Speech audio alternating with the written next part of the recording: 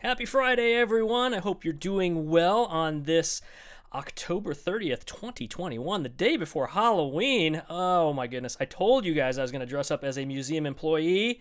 How do you like my costume? I hope it fits the bill. Did you bring me candy?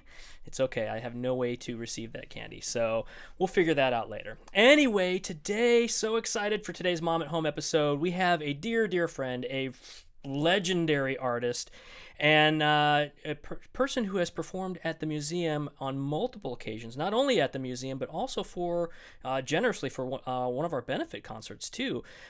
Cindy Cashdollar is the consummate professional. Is it 2021? I'm sorry, Brian, you are right. It's 2020 still. I can't get past that. He just said right in the chat there, he's like, 2021? You're not wrong. I am wrong, Brian. So, yes, it's 2020.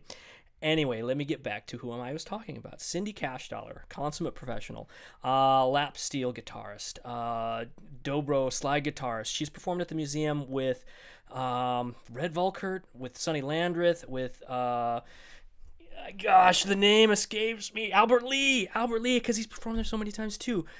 She has just been fronting so many wonderful groups, and her own music is just blazing amazing. We're going to give a chance today to explore her connection with her instrument, her music, and then just a little bit about kind of the history of where the lap steel has come from, and just kind of explore that from a different perspective, from the artist's perspective too. So for today, we have our very own Mr. Bill, who will be having a wonderful discussion with Cindy all about lap steel, about her career, her music, and her connection with her instrument. Are you ready, everyone? We are ready, sir. All right, welcome. Thanks, BJ. Cindy, welcome. Thank you so much for taking your time out to be with us this afternoon. Oh, thanks. This is great. It's so nice to be back, such as it is, because I always love going to and performing at your museum. It's just an amazing place. But this is how we do it now. So That's how we do it now. But glad to be here this is again in temporary. any way, shape, or form. I'm glad to be here. Thank you so much for having me. Appreciate it. The feeling is mutual. And BJ, you inadvertently coined a tremendous phrase to describe Cindy, blazing amazing. I love that. So, Cindy, that's yours to use from now on as you see We'll fit. have to rent that, BJ. Oh, no, we give it to It's you. all yours. Take it. All right, thanks.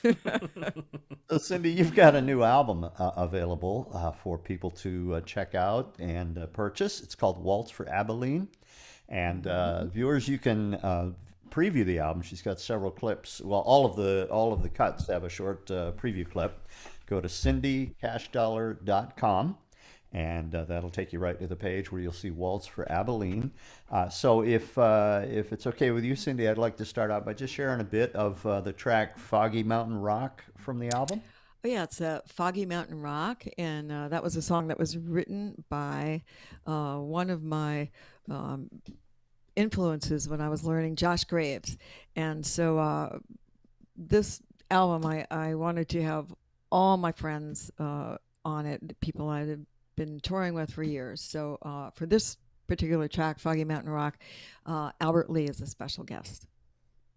Here we go.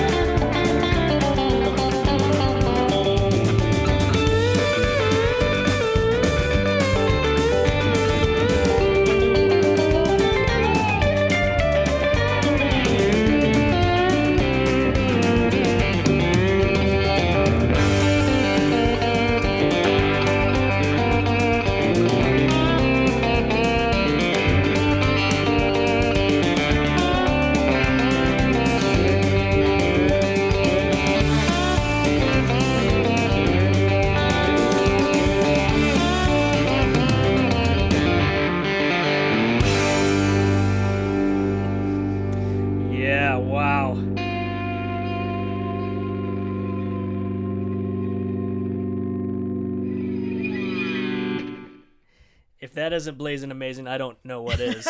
So that's awesome. Really great. Yes, indeed. I am bouncing on my chair and I'm musically satisfied.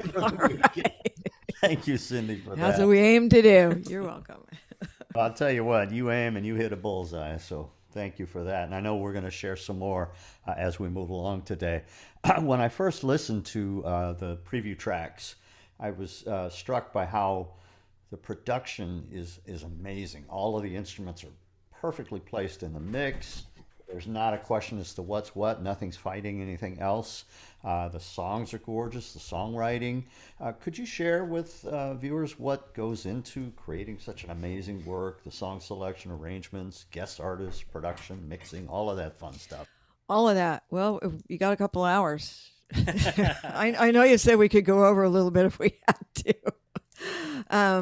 Well, starting out, I knew that, this album was much the premise of my first album that was released way back in 2004, Slideshow, in which I just wanted to have all my friends, people that I had recorded with or done gigs with, because I feel like music between people is basically like having a conversation, only you're playing instead of speaking. And so I just felt that the people that I chose, we had a great time talking, so to speak, musically.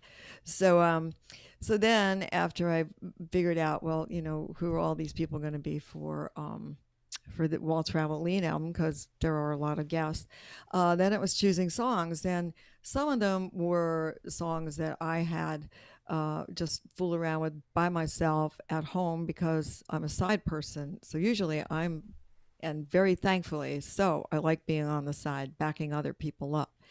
But for this, I had to figure, okay, what songs have I been fooling around with? And, and then matching the songs with the guests. And some of the guests brought songs that they wanted to do, like Amy Helm, wonderful singer and songwriter, wanted to do Bob Dylan's Ring Them Bells.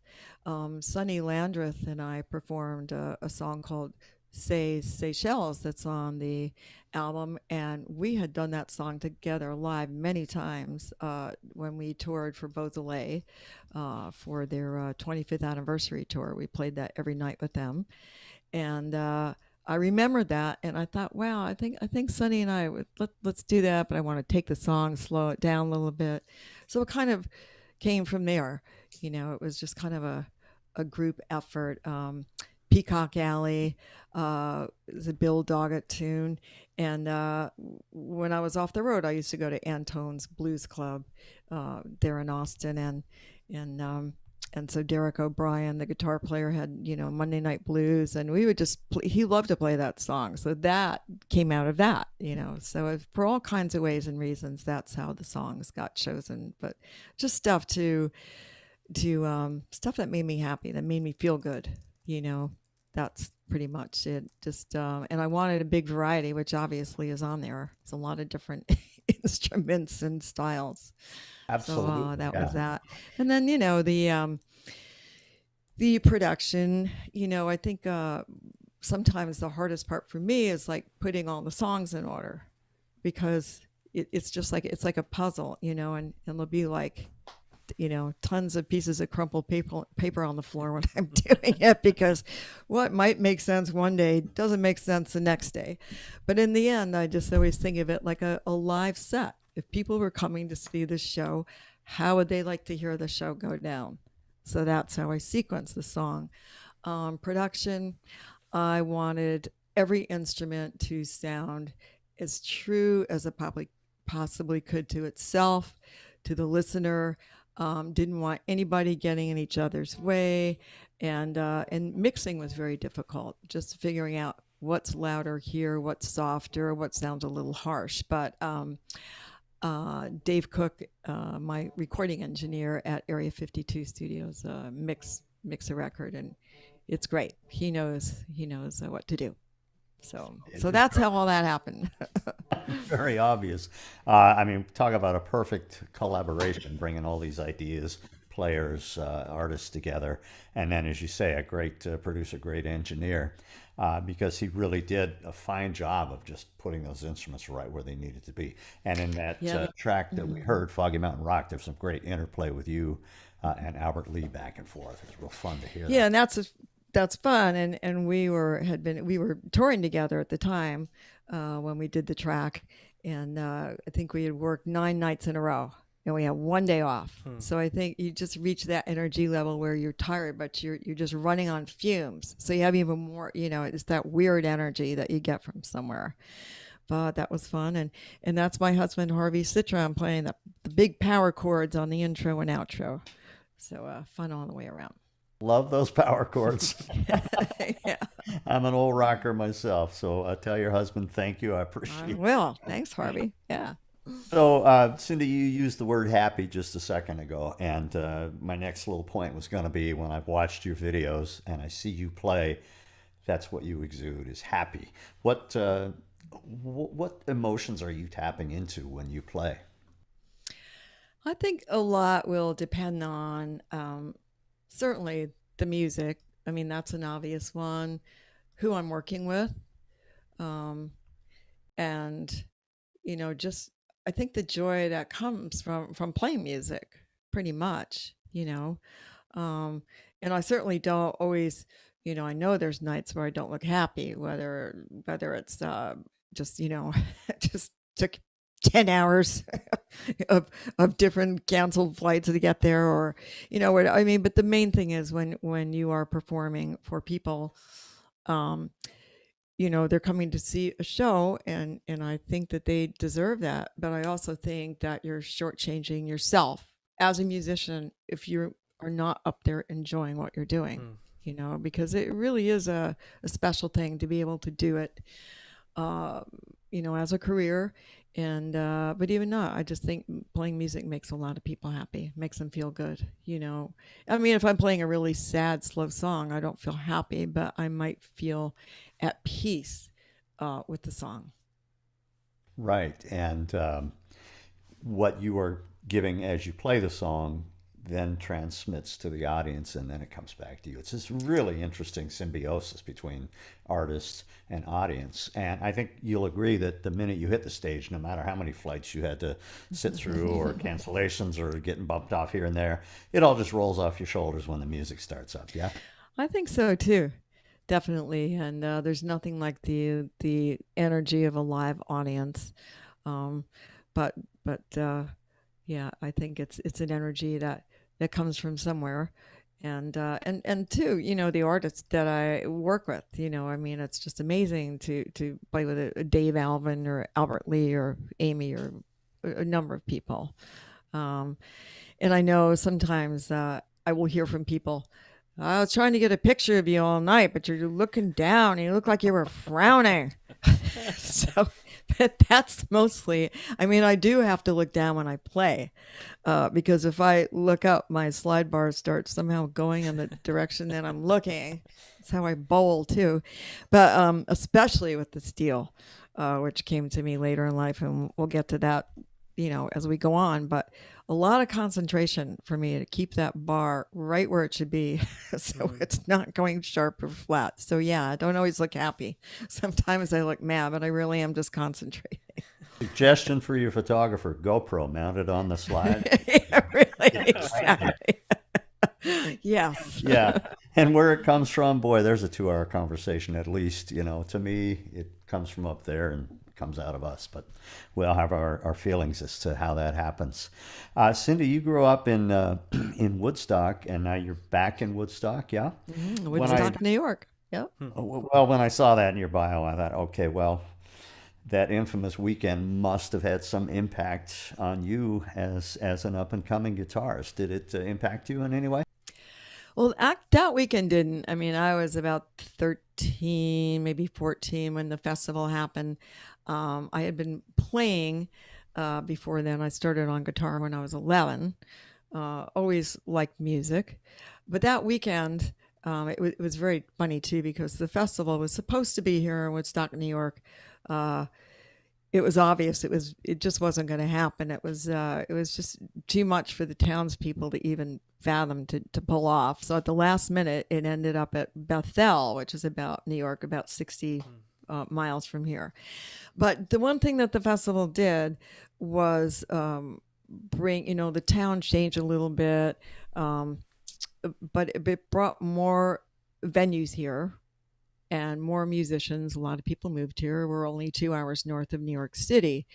So it brought me and certainly other people a lot of opportunity to see musicians live that were touring from, passing through from New York. So I always say my best education really was the live music that I saw here. My first live concert I was 12. My mom took me to see my guitar teacher. Billy Fair was in that concert. And there were also a bunch of other people, John Hammond Jr., Odetta, Van Morrison. So that, I think, concert was the epiphany. And that was before the Woodstock Festival, of just seeing what live music, the energy that these people had when they walked down on stage. I mean, Odetta, to me, I just still remember she seemed like this huge sailing ship walking out onto the stage, and John Hammond Jr., that energy that he has, just blowing harmonica and playing slide guitar and pounding his foot. So I think that was it. But as years went on, yes, so many musicians lived here, still live here, many influences for me growing up here. I feel very fortunate. So a lot of the residual from the Woodstock Festival is what I would say. I mean, this was always a town of artists and poets and musicians. I mean, Happy and Artie Traum lived here, and as time went on, Levon Helm and Rick Danko and the band and all these people started coming here. But earlier on, it was pretty much a folk music scene, I would say. All right. Well, let's talk about instruments. You said you started with guitar. Let me make sure I've got the chronology right. Guitar at It's okay if you don't. That's all right. Good. I think I have it. Guitar at age 9, and then from there went on to dobro. Yeah, I took up guitar at age 11, and then, I liked so many different kinds of music. So I started out with folk, and then got into country blues, and and then got eclectic things like John Fahey, the finger picking stylist, who I believe put only one album out, I could be wrong, called A Rivers and Religion, and that featured some bottleneck slide from him. So I got a slide and made some very poor attempts at trying to figure out what tuning he was in and what he was doing. Got an electric guitar, tried jazz, but eventually I think when I was about 20, 21, I took up dobro. I saw someone playing it in a club that I was waitressing in, and just thought, oh my God, that sound, it's like blues, it's country, it's everything. And, it sounds like somebody's singing almost with the bar. So I took that up and stayed with that for a long time. That really did touch you. It really spoke to you. It really did. And as much as I liked the guitar, I was getting a little bored playing it. And of course, everywhere you went, even if you went to parties, jam sessions, everybody was playing guitar. So it was actually very refreshing to see this bluegrass band in this club that I was working at, and just hear this sound, I'm guilty of the former. If you were at any of the parties I was at, you'd see me in the corner playing guitar. Right. That's quite all right. You need guitar. Well, yeah, it's a fun instrument. I'm not gonna lie. I love playing it, but I have dabbled with the lap steel. First time I was handed a dobro, I had no idea what it was, so I tried to play it like a guitar and failed miserably. But I see you've got quite an array of instruments there. Maybe we could kind of step through them one at a time and sort of hear some differences. We can start with the dobro here.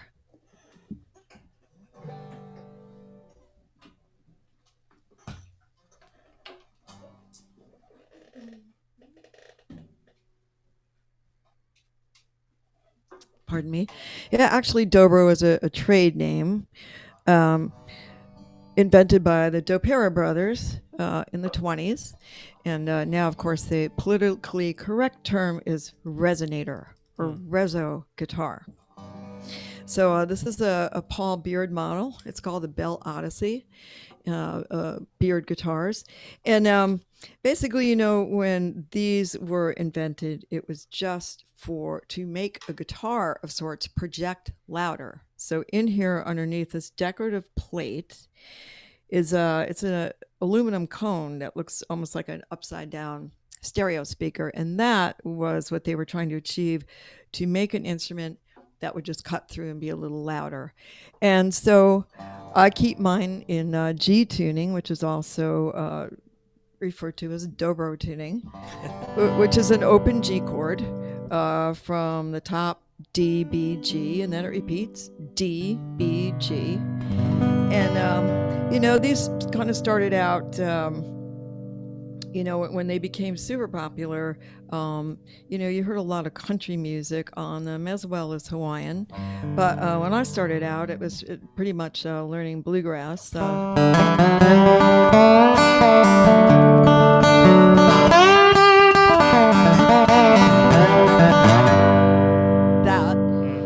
But, you know, and then, of course, there was a lot of the weepy country stuff that you heard very early on. You heard a lot of that. And then Josh Graves came along. Josh Graves, who Dobro player for Flat and Scruggs, and he really put the blues in bluegrass. I think he started, you know, flatting seventh notes and flatting thirds, and just like that track that you played, Foggy Mountain Rock. That was, as I mentioned, one of his songs, but just so bluesy, and he really played like he's like a rock star. I mean, he really dug in, you know.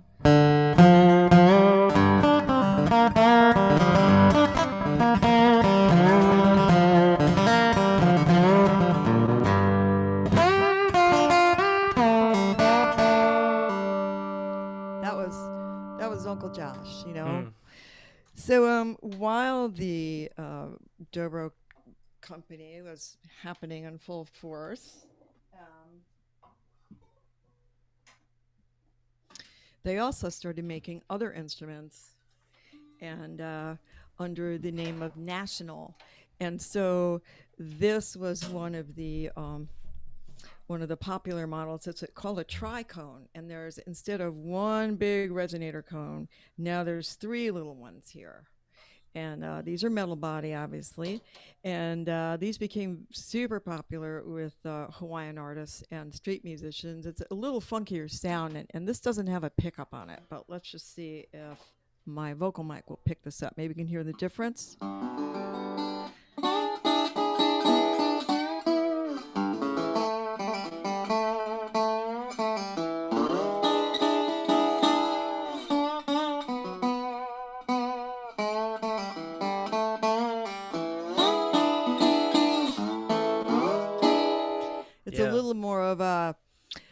Not as sustaining, maybe. It's just more funky, you know. And the Hawaiian artists love these too. Most notably, Saul Hoopy played a National.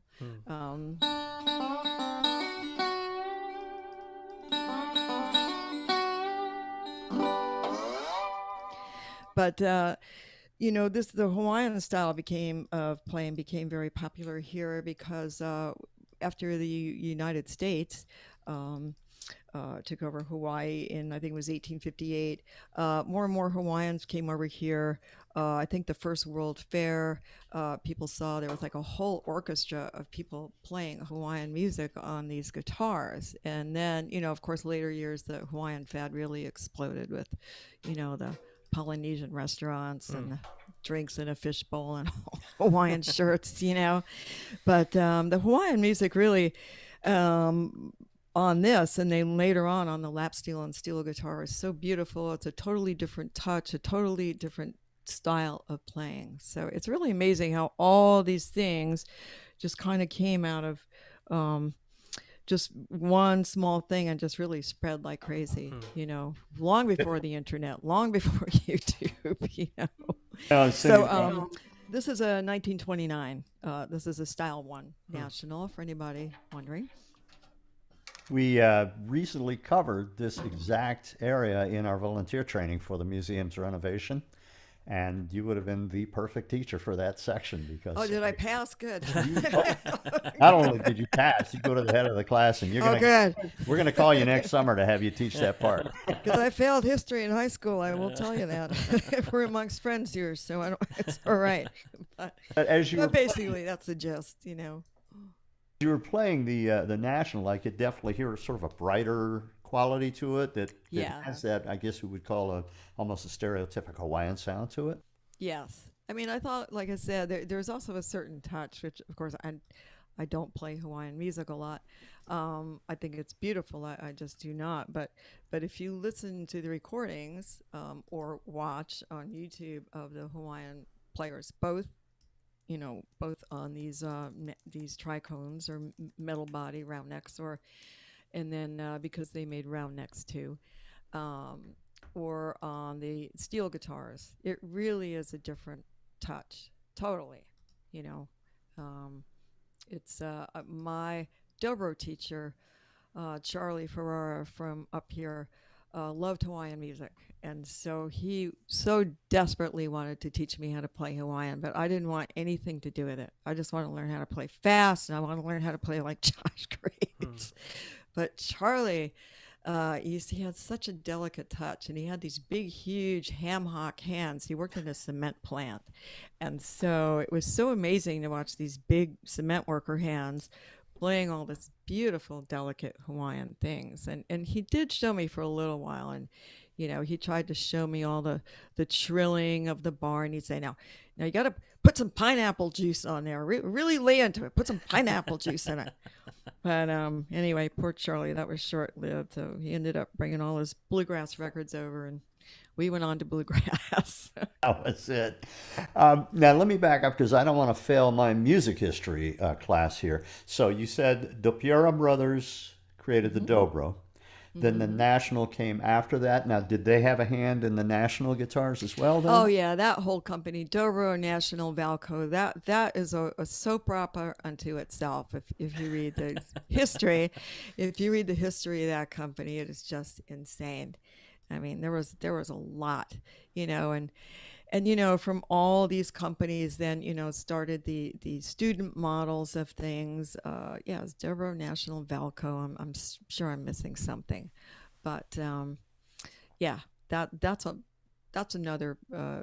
Actually, you could chair the next the next one of these and do the history and that. It really is interesting, and it's a true to me a very good example of what happens in a business when people work together, but then the whole thing falls apart when people start having different ideas and disagreeing. But they sure put out some great product. And actually, the National Company still exists today, the National Rhizophonic Guitar Company out in California.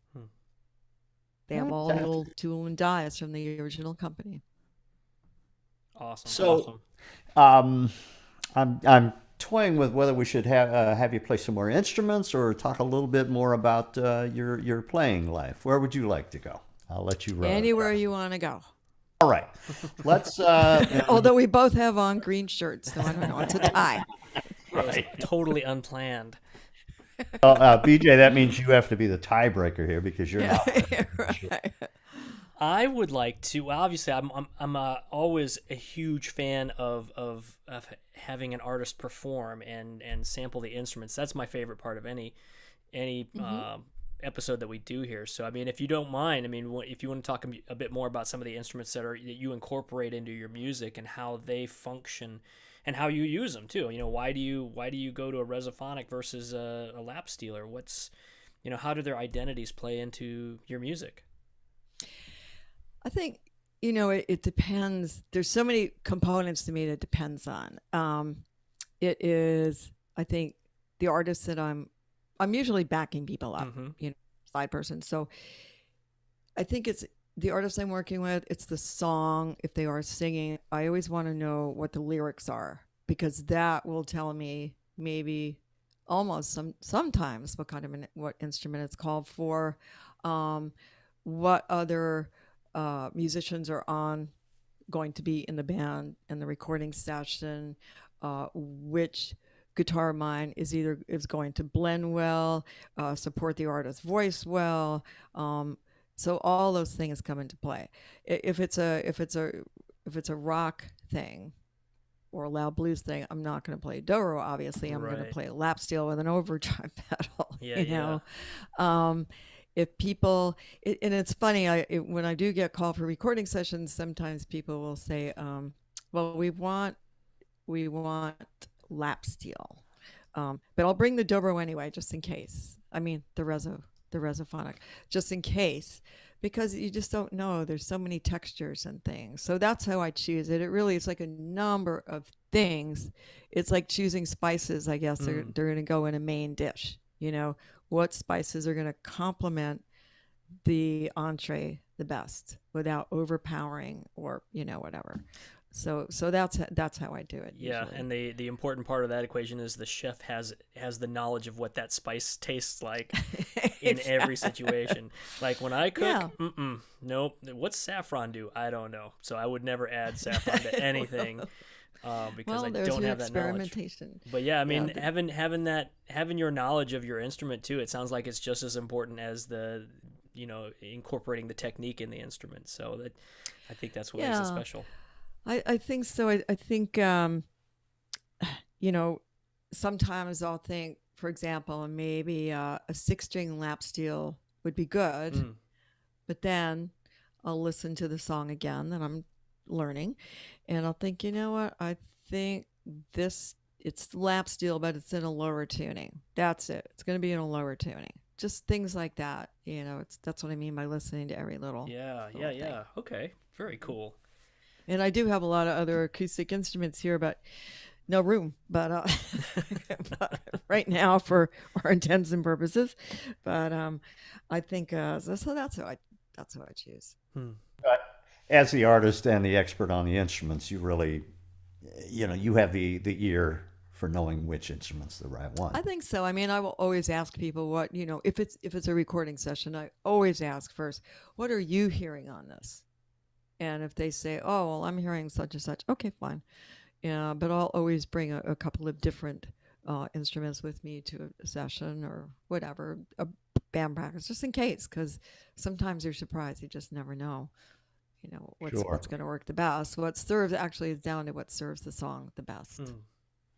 Now, if you're in a session and the producer says, I want this guitar, but in your heart, your mind, your musical soul that this other one is the way to go, but they're adamant that that's what they want, do you basically take the high road and defer to what they want? Oh, yeah. Always. Unless, but I'll try it. And, after we take a listen, and I'll go, what do you think? And if there's room and there's if it seems pretty open, I'll say, well, I have this other instrument in the car, over there. Would you mind if we just try this? If we have time, can we try this? Diplomacy pays off in spades. Yeah. And also who's writing the check, too. That's true. Always have to take that into consideration. Yeah. So, in '92, you met the band Asleep at the Wheel in Nashville, and then you headed on down to Austin to join up with that band. I mean, when I listen to their tracks, all I can think of is holy moly. I mean, it's just an amazing mix of boogie, swing, and it's just plain feel-good music, which I know you brought a lot to with what you do. So, in your estimation, as you played with the band for 8.5 years, what did that add to your own musical palette?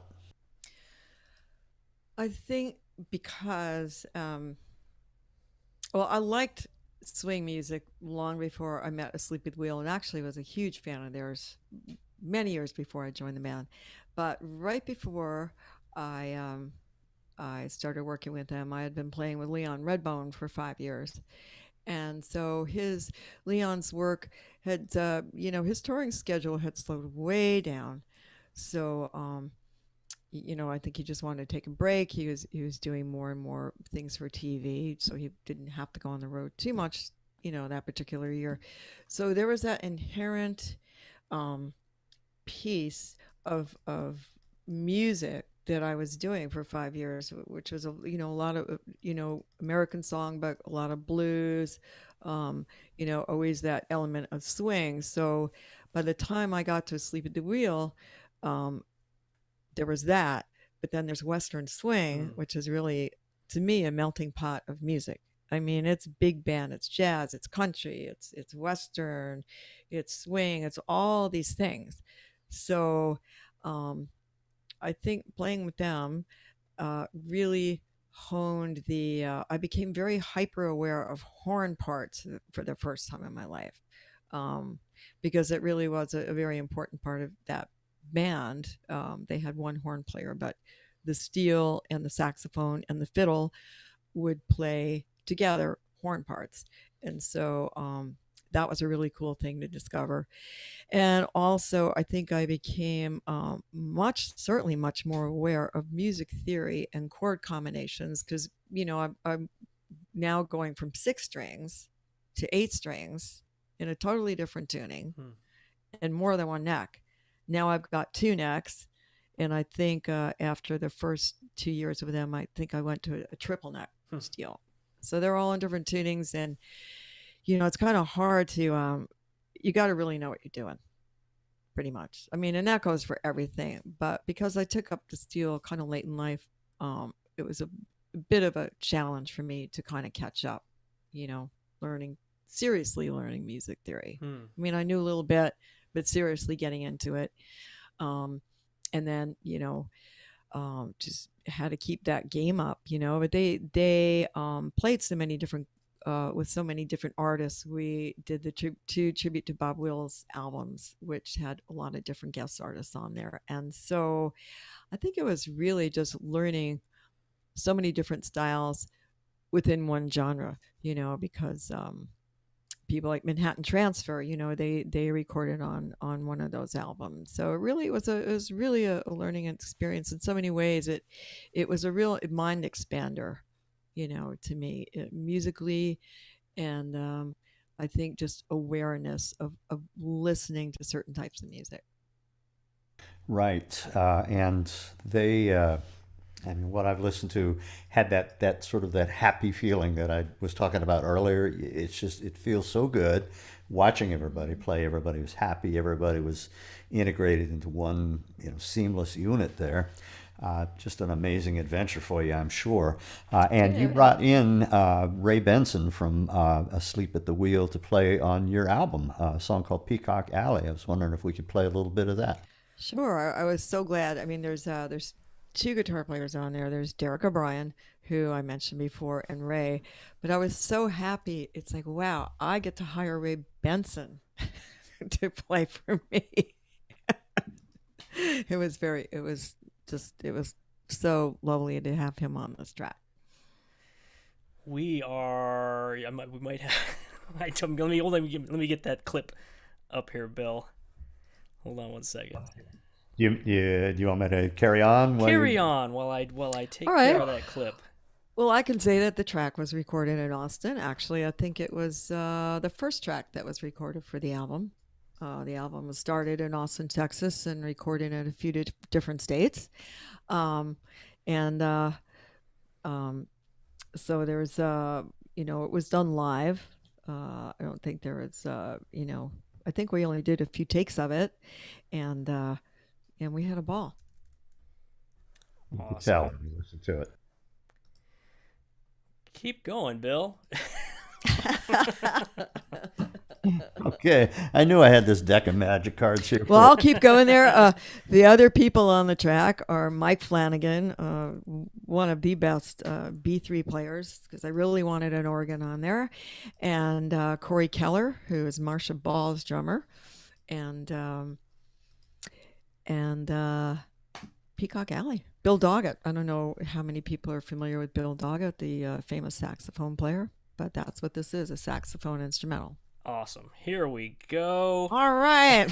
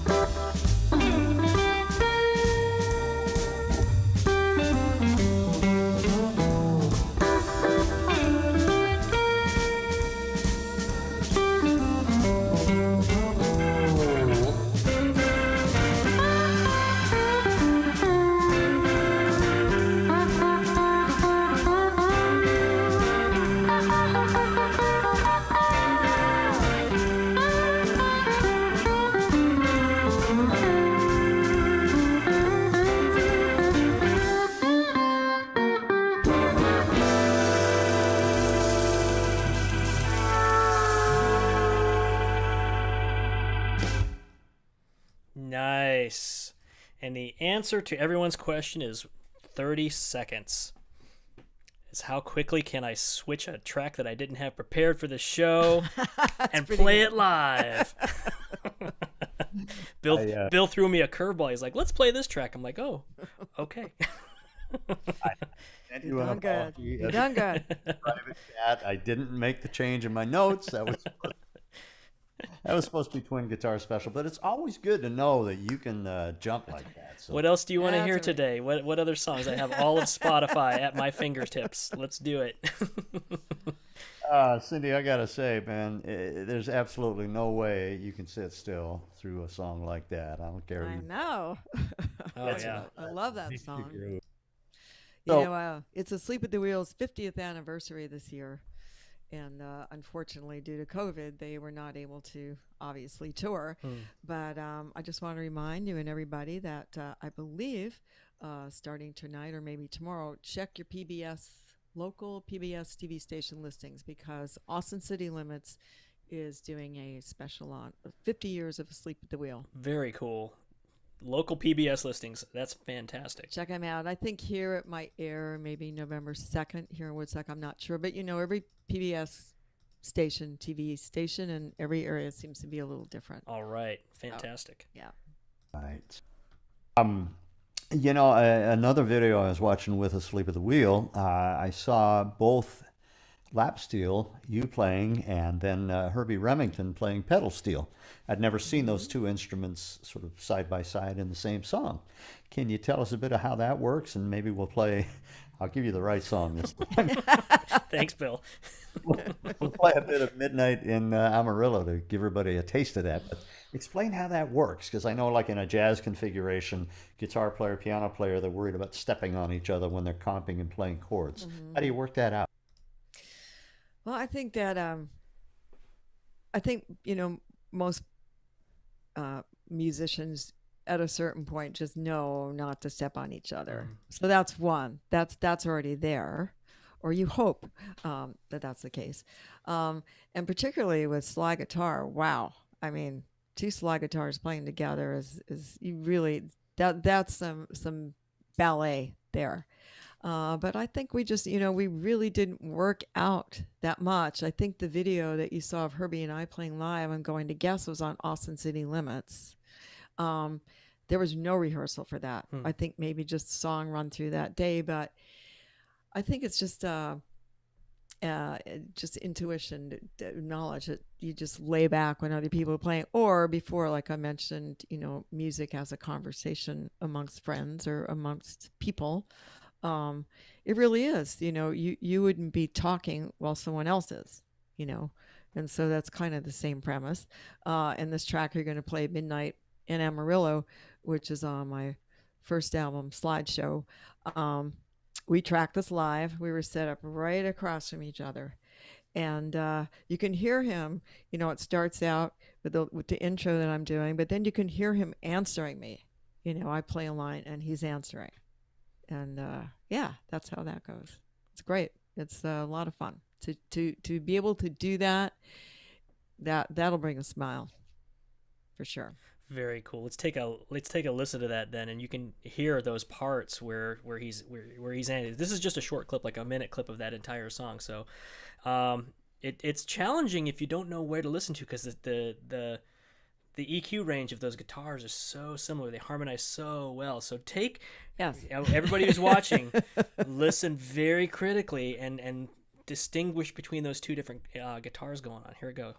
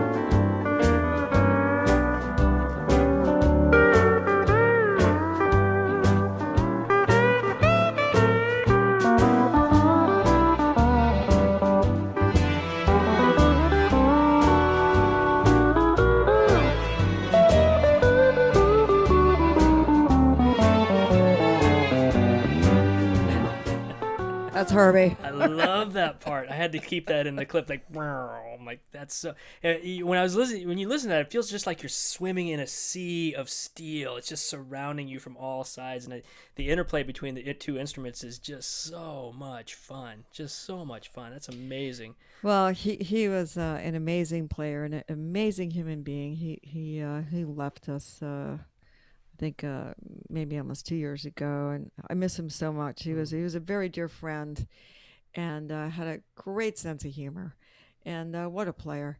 I mean, everybody out there in listening land, if you're not familiar with Herbie, he played with Bob Wills and the Texas Playboys for many years. His famous one of his famous instrumental compositions is Boot Heel Drag, Remington Ride, which has been covered by a lot of people. But yeah, he was great, very innovative, big jazz head, big jazz background, which you can hear, but always a little sense of humor in his playing, as you could hear when he went down to that lowest note possible that was on so that song. Cool. So cool. Actually, he built the steel guitar that I have here after he retired from playing often. He still would out and play, but from touring and everything, he started Remington Steel Company. So, nothing to do with the 80s sitcom, or it wasn't a sitcom, it was a mystery drama, wasn't it? Remington Steel? I think so, yeah. But that was a very clever play on words, and so I'm so happy to have a steel guitar. Amazing. Thank you for sharing that with us. That's amazing. Such a sweet guy. Thanks. You could really hear his jazz flavor in his answer, too, because he's playing a dominant 9 with a sharp 11. Not that I'm trying to come up with theory here. Yeah, there you go. I only know that because that's my go-to whenever I can. Oh, okay. Such a lush chord. It just chills me from my head. You got it. Save some for the drummers, Bill. We don't dominate ninth anything on a drum set, so you're leaving me behind. Don't go too far. Tune your drums correctly. Well, Herbie definitely was all about the, different voicings, chordings. There's a certain chord he used to like to end a lot of songs with. We played quite a few shows together, and he would always, if there was a lull, if people were getting their charts together or something, he would sit there and do animal sounds, which he was great at. Crickets and frogs. That's great.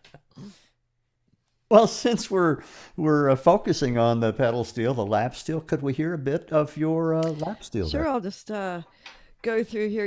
It's such a, there's that poster, The Evolution of Man, and I really wish somebody would make the evolution of steel guitar, because it really it went through so many phases.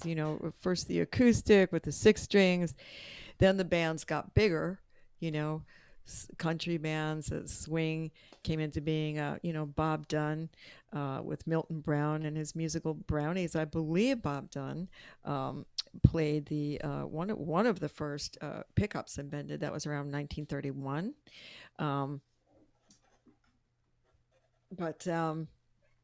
So the lap steel and steel guitars, there's been so many incarnations and so many experiments done.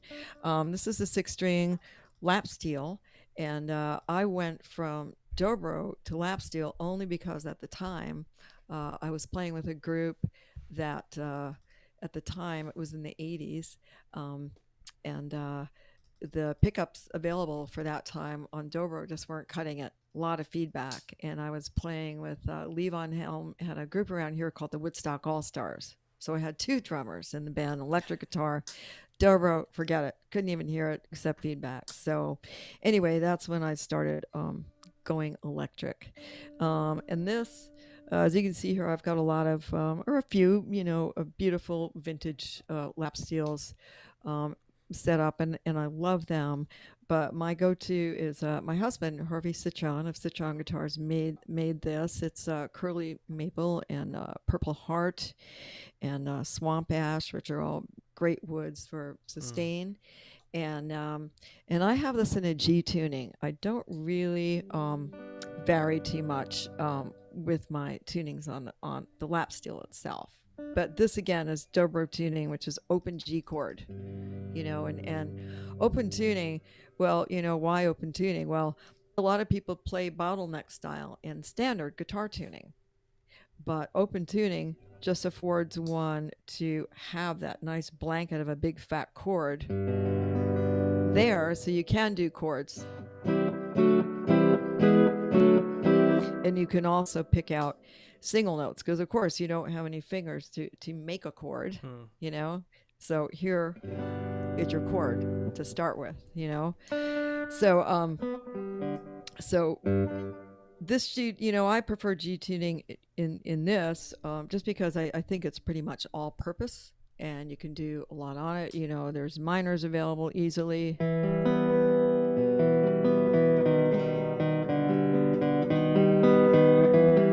know, I'm getting an E minor, just, you know, fretting an E here on the second fret, and then I've got the G and the B right next to it, so that affords me an open, like a nice, pretty fat minor. You can't do that all over the place, obviously, but you can try. A lot of times you just have to flat that third manually, like that, you know. But I think, you know, this certainly tuning is, you know,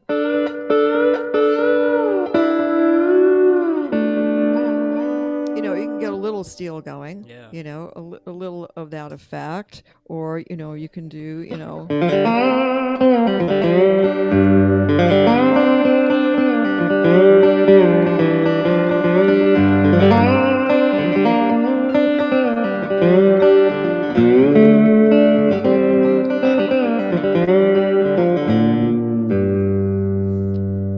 And then if you want to go to a totally different tuning, I like D tuning, which is different intervals.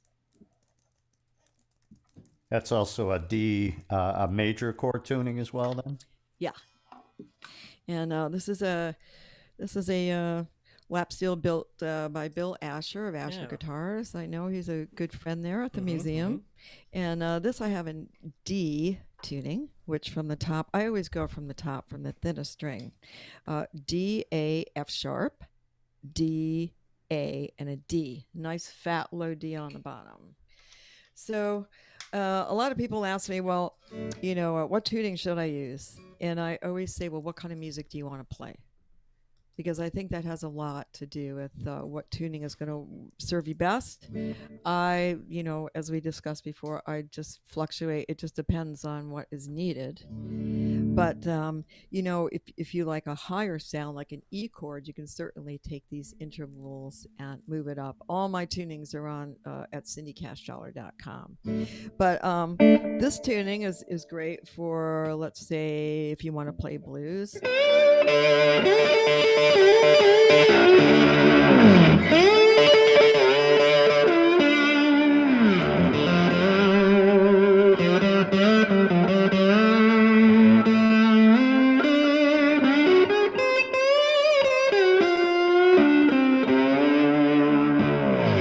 Or you have nice fat strings of, you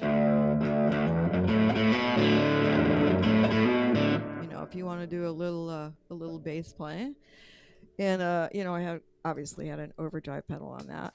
But I also think that this type of an open tuning is nice for, you know, pretty.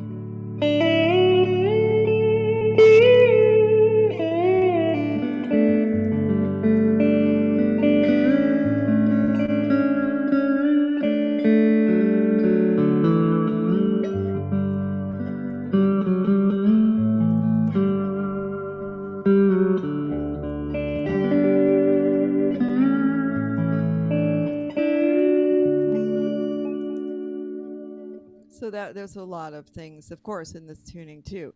I really don't think there's any perfect tuning. I really don't. It just depends on what makes you happy, you know. And yes, it's nice to have a guitar where you can have both.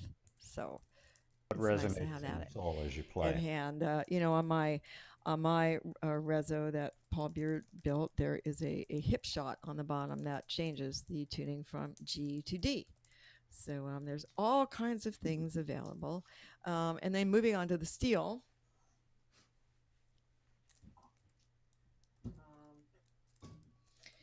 the steel, as time went on, bands got bigger, pickups got better, more strings were added, more necks were added. And eventually, of course, came the pedal steel. But I would say, if people want to start out on lap steel, six strings is always great, I think. Just kind of ease on into it. But if you want to go right into Western swing, or maybe just like a lot of atmospheric, pretty stuff, I think that a single neck 8 is great. And Bill Asher, Asher Guitars, also makes this beautiful single neck 8-string guitar, which sounds amazing.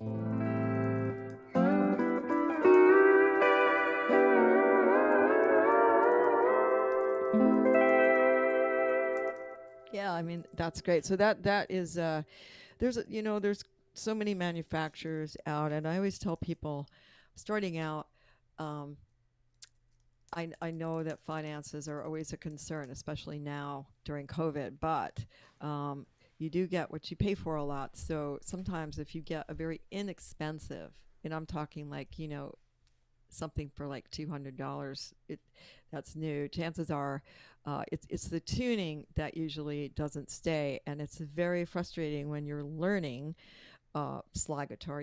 It's like you're having a hard enough time keeping things in tune. So just make sure that you get an instrument that is of good quality, that's going to stay in tune for you. That's my advice. All right. Great. And, I will plug in the big behemoth here. Is there any questions from anybody? Yeah. I just passed a bunch along to Mr. Bill. So after we're done exploring your instruments, we've got some questions about a few things that Bill has for you now. Well, how are we doing on time? I have to ask. It's already past 3:00. I'm amazed how quickly time has flown by. So, I mean, if you don't mind going for a little bit longer, we can get those questions out. And I am just here. Believe me, I'm happy to be here, and I'm not going anywhere. So it's happy hour now for everybody, so we can be happy. And it's Friday. So, in that case, I'll be back. I'm going to go for this is, as I mentioned before, this is the steel that Herb Remington built for me. It's called the Steel Master. Fender, of course, Fender guitars, the famous maker of, these non-pedal guitars, and these non-pedal steel guitars were so great. It's such an innovative thing that people thought to 8 strings, and people came up with all these different tunings and then started adding more necks. Leon McAuliffe with Bob Wills and the Texas Playboys played a 4-neck steel, that which it's very hard to reach, at least for me. I've got one. But they use the neck furthest away just for big bass note to end, big bass, fat bass chord to end the song usually. But anyway, we're just talking tunings, and my tuning here on this first neck is a C6.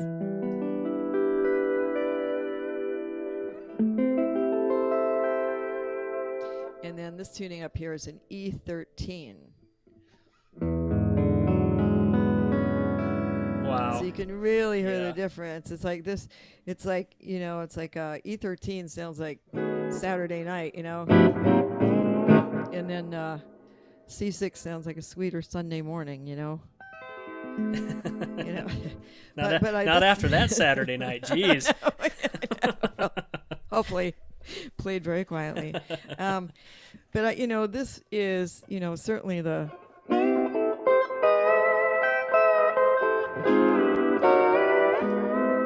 certainly that kind of Hank Williams Western swing sound.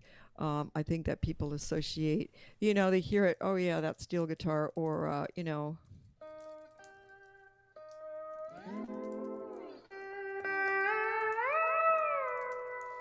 Sleepwalk. That was played on a Fender, actually a Fender triple neck, I believe. So there's so many things you can do with these steel, so many different sounds, and there's so many different tunings. I mean, it just depends on what one you like the best. Like I said before, there's no perfect tuning. It just depends on what's gonna work best for you. What a fantastic lesson, Cindy. Thank you. I mean, I've got a zillion questions, but I'm going to defer to our audience here. And I have some questions from one of our amazing volunteers, Brian Donaldson, who is a tremendous guitar player in his own right. Played a track on his 12-string guitar for us recently. It was just gorgeous. So he's got some insightful questions. One Okay. is, when you play your dobro, do you use an anchor finger when you're picking? Um, hmm. Uh, I know what you mean, Brian. I think I do sometimes. I think I do sometimes. Maybe when I'm doing a fast banjo roll. But I think I know what you mean. It's so funny because I'm always looking at the neck, but I'm never looking at what my right hand is doing.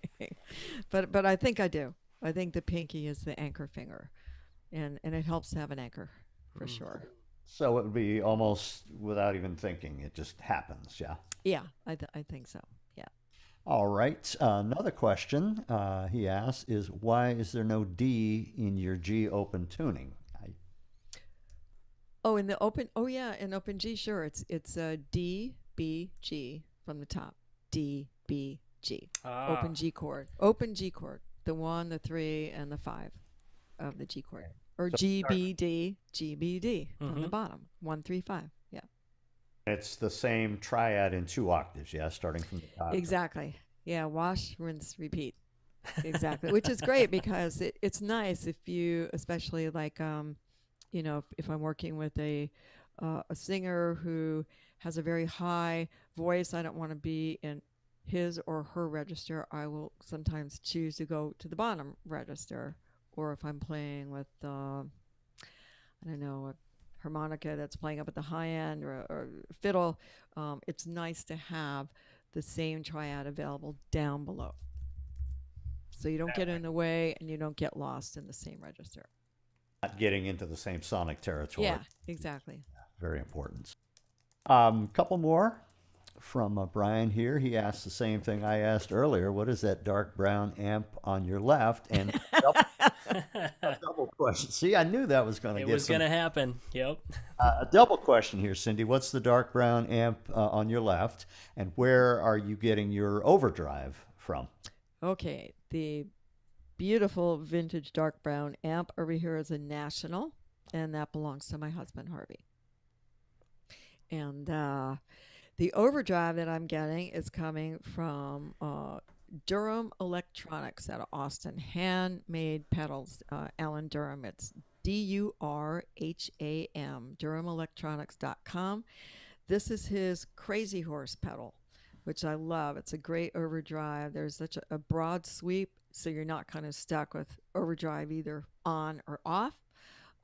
It does have fuzz tone if you want to put that in the mix too. I tend to leave the fuzz off. It gets a little lost here, but or on the lap steel.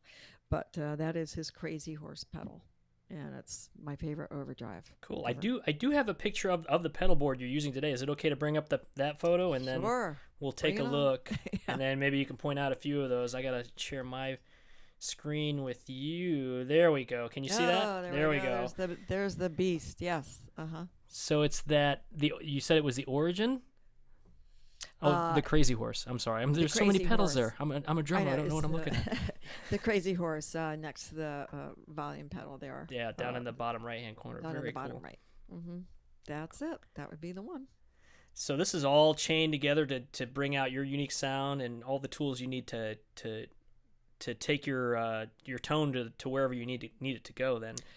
Yeah, I mean, there. The up above the Crazy Horse, the Aura pedal, is made by the Fishman Company. It's the Jerry Douglas Aura pedal, and that is what my resophonic guitar goes through, or a number of my acoustic slide guitars with pickup goes through. But it has a 16 positions on there, so you can choose what kind of microphone sound that you want. There's modeled microphones on there, Mm. and it sounds, I think, very natural for having a resophonic guitar like that, which are really beasts to try and put a pickup in. It also has a Fishman pickup, but I never get overdrive from that. I think it's great. And so I switched to that with one of those Fender AB pedals that you see right up at the top on the edge of the screen. Those are AB pedals. And then moving to the left of the Crazy Horse is another Durham Electronics pedal. It's the Mucho Busto, which is another overdrive. It's a more of a maybe a lighter overdrive. You can have a very little, it's very transparent, which is why I like it. If you just want a little bit of natural overdrive, the kind you might get if you are working your amp too hard or you have too small a speaker in your amplifier, that would be it. And then the Sex Drive to the left of that is it's kind of a boost and sustain, or I call it the Wonder Bra of effect pedals. It just kind of lifts and separates everything up. But that's a great pedal. Really, to me, that is like, you want everything to sound better, just turn the Sex Drive on, leave it there. The little reverb pedal next to that is just a little extra in case the carbon copy on the end delay pedal by MXR goes down, but I like that. It's just a little delay, I think, is good. A little slap delay on steel, very little. I might have had too much before, I think, but I just didn't want to, spend time bending down and readjusting. Yeah. But usually, generally, I will just have a little tiny delay on the steel. And then up above that is a slide rig, also called the Lowell George pedal by Origin Effects. It's a great compression pedal. And then all the way on the right, my volume pedal is made by Telonix, and that is one amazing volume pedal. You can adjust the taper. Literally, the instruction book that comes with it has how to adjust the taper, which is, how easily or how much resistance from when you're pressing it down to get more volume. Yeah. Such as this. It's amazing, like when you have different shoes, what that is. So it has settings for, like, if you wear high-heeled boots, you might want to try the resistance here. Awesome. Seriously. Awesome. Or if you're wearing high-heeled shoes, I like that. It's not just gearing towards men. Yeah. But it really is the smoothest, most beautiful sounding volume pedal. It's just great. It's got some inputs on the side. There's just so many different adjustments, and there is nothing inside there where you have to like replace, a string like the some other pedals, which we won't mention. But anyway, I think Telonix is really, that is the Maserati of volume pedals. And then the most critical piece of gear right there, dead center, is that tuner. Every guitar has one. I think that's my pacifier. Yeah. Yeah. Amazing, yes. Amazing. Thank you. Boss chromatic tuner. Yeah. Cannot live without. Oh boy, if that goes down, I panic. I mean, there's so many strings here. It's like you got to be in tune, or at least you want to start out being in tune. Right. And hopefully end in tune too. It's nice to start off that way, but also, the grand prize for ending that way too. Yes. That's pretty much the go-to, sort of the boss of tuners, if you will, right? You see those everywhere, and they are warhorses. I like it, and this one has a little adjust on it. So if you're playing an outdoor event, you can actually, there's a little button on here, so it shows up a little better instead of like, getting a piece of cardboard from somewhere backstage and hopefully finding some way to bend it or scotch tape it so to shield the tuning screen from the sun, because when you're in the sun you can't see it. Yeah. So yeah. Cindy, we've got one more question, and Rick Schmidt. So glad to know you're here. Hi, Rick.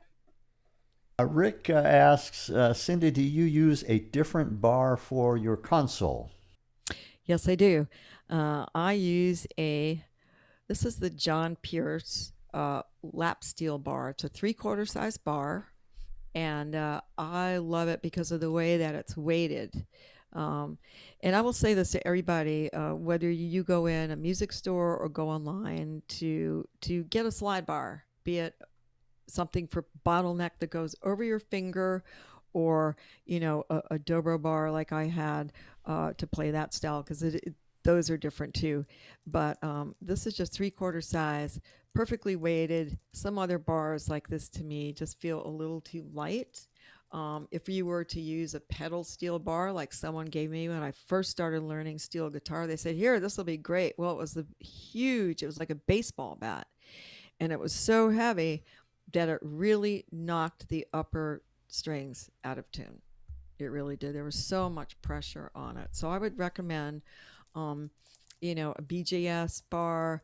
I know Ernie Ball makes one, but again, this is Breezy Ridge Instruments, John Pierce, 3/4 size bar. And then for the resophonic instruments, I have a custom bar that has a round bullet nose on the end, and then 2 places on either side of the bar where your fingers indent. And I find those are way too lightweight to use on a steel. And sometimes the other types of resonator bars, they have a sharp edge to them. Most of them do. So they get caught in the strings. So you really got to be careful which bar that you're using. So I would definitely suggest for resophonic guitars a bar that is specifically made for them. And then a lap steel bar. And of course, if you go to pedal steel, you have more strings, so you need a longer bar. But that's the long and short of it. Awesome. Sorry. Rick also, I just noticed he had a follow-up question. He was very curious about the tuning of the E13 console. What the secret sauce is there. Well, the secret sauce is it took me forever to kind of there's a lot going on in this tuning. And I will start from the bottom. So it's an E13. And first I'll start out for those that know music theory. I'll start out with the intervals of 1. That's the root note E. 3.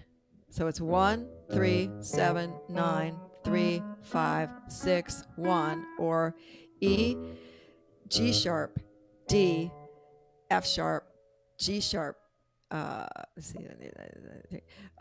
B, C sharp, and E again.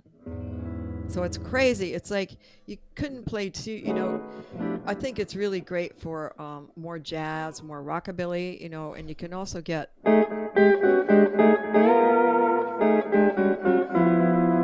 kind of like that, or you can get a fatter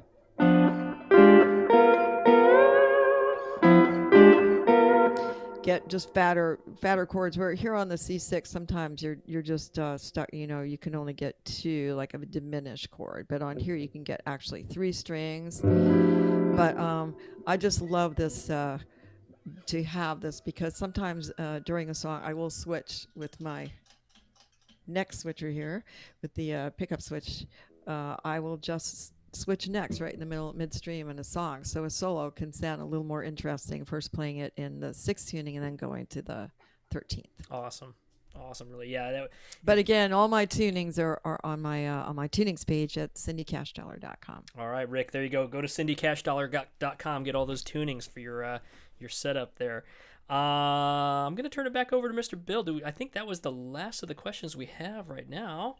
Let's see. The questions. And Cindy, you have just been so generous. We thank you. Oh, this has been so fun. Thanks for having me and extending the usual 60 minutes. I appreciate that. Anytime we can enjoy this more than an hour.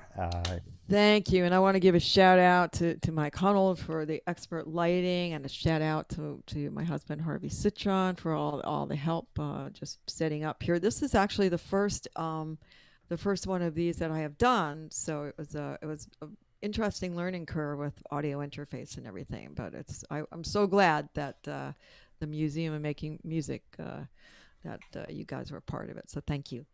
Thank you. And now you're ready to conquer the world, right? Yeah, let's go. I want to throw some props your way, and then we're going to sign off with the title track from Waltz for Abilene. But I want to make sure everybody knows that you are the holder of 5 Grammy Awards. You're also the first woman to be inducted into the Texas Steel Guitar Hall of Fame. You've been inducted into the Texas Music Hall of Fame. So really the thanks is from us to you for sharing what you do with us. I appreciate that. Thank you. BJ, I'll turn it back to you. And Cindy, thank you. Thank you. Well, we'll do it again. Hopefully, I can't wait to get back there and see you all in person. Your museum is just gorgeous. Always one of my favorite places to look at and perform. So hopefully we'll all see each other eventually there. Hopefully sooner than later, right? Yes. All right. So we have, yes, the title track from your most recent album, Waltz for Abilene. Here we go. Yes, this is a song I wrote, and I'm playing it on. I didn't set the instrument up, but it was played on a baritone Weissenborn made by Pogriba Guitars. Yeah, cool. Open D tuning, and playing with me is Larry Campbell. He's playing fiddle and mandolin, and Abby Newton on cello, and yeah, it was a song that I had written quite a long time ago, and I was so glad to have been able to have the opportunity to finally record it. So thanks again. Hope y'all enjoy it. We're going to take a listen to that whole track. Here we go.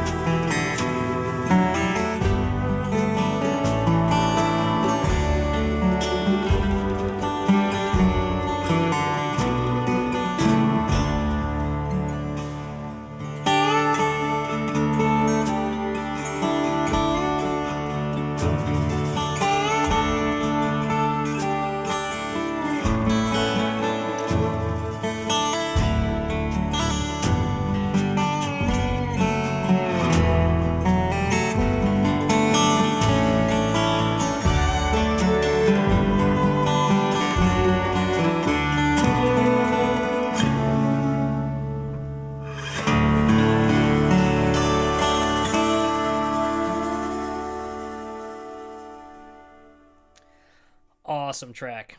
Awesome track. Thank you. Thank you. Thank you. If you want to find out more about that album, it's on all the information is on Cindy's website, cindycashdollar.com.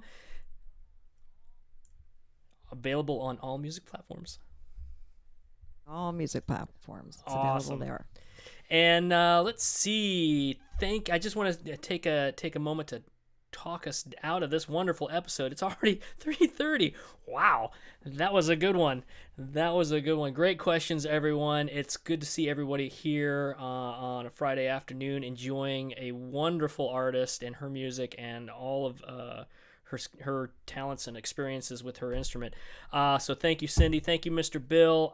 What do we have coming up on the horizon? Let's take a look. Let's see.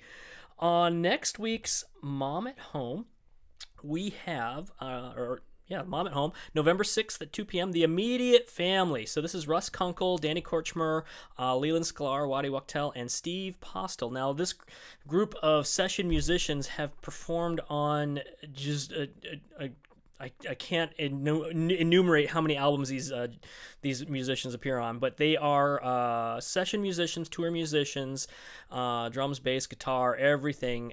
You have a lifetime of experiences here that they're going to share as they pursue their own albums or own album that they just launched this past year. So we're going to talk with all 5 of these musicians at the same time on next week's Mom at Home. It'll be fun. It'll be just a great experience. So we're really, really looking forward to this. It's an immense wealth of musical experiences that will be joining us, and we hope that you can join us for that one.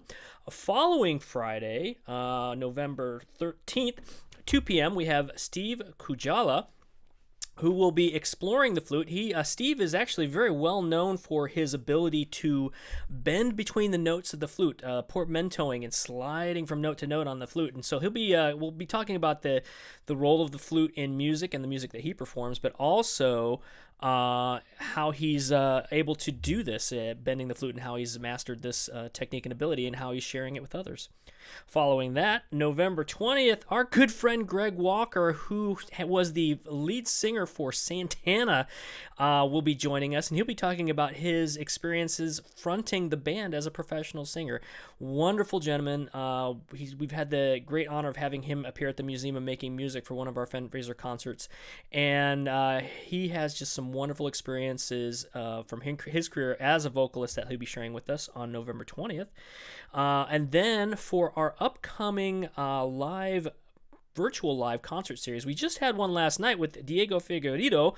If you missed that, you can visit our YouTube page and see that there. But upcoming on November 21st at 7 p.m. Pacific time, we have Mimi Fox, award-winning jazz guitarist. She'll be joining us from her studio in Northern California. She'll be broadcasting live for us for our live virtual concert series. And then the last one we have for the season, December 18th at 7 o'clock, is the Katie Thoreau Trio. They're actually going to be joining us live at the Museum of Making Music. We'll be hosting the virtual concert from our stage with no audience, of course, but we'll be broadcasting it to you on December 18th. You can reserve a ticket for those. It's free. Both concerts are free, thanks to our friends at the Carlsbad Arts Office. But we do ask that you RSVP. If you can, please visit our website, museumofmakingmusic.org, and you can learn more about how to reserve your ticket, air quotes, because we don't have actual tickets. It's a virtual link. You can join us virtually for those events. Other than that, everyone, thank you again for joining us on this wonderful afternoon in October for a wonderful artist, and we hope to see you again sometime. Until then, take care, and we'll see you then.